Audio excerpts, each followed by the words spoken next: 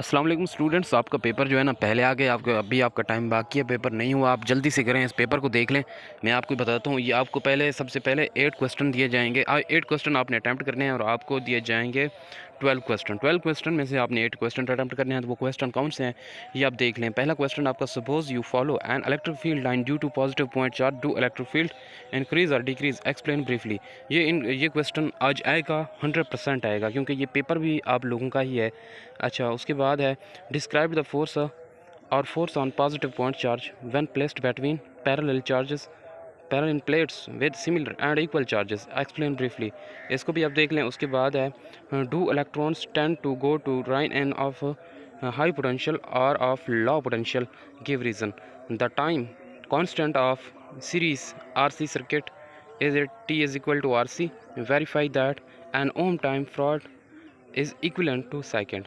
अच्छा, पांचवा क्वेश्चन है, is it possible to orient current loop in a uniform magnetic field such that loop will not trend to rotate, explain briefly.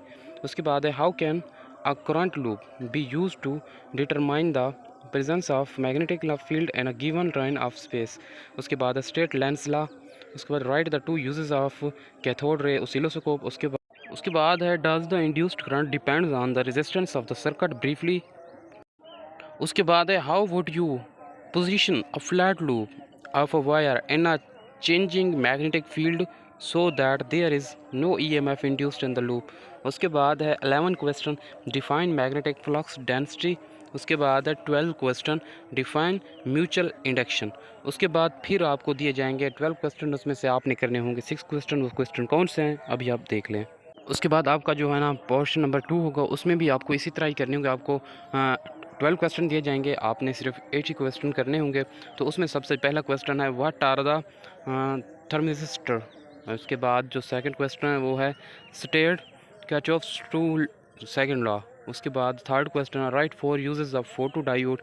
उसके बाद 4 question है, what is P value of voltage. उसके बाद 5 question है, how does doubling the frequency affect the resistance of capacitor, how many times per second will an incandescent lamp such maximum brilliance when connected to 50 Hz source।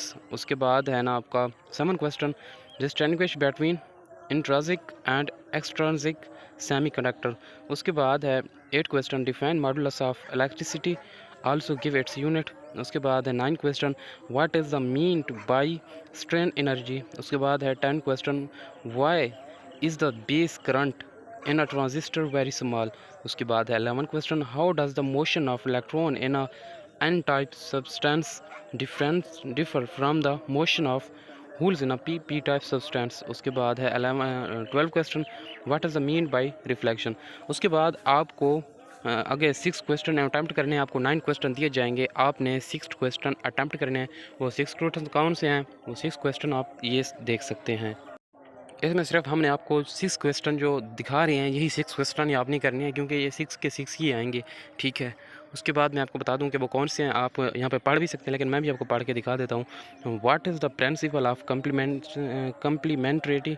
उसके बाद है, what is the wave particle duality, give its one practice use.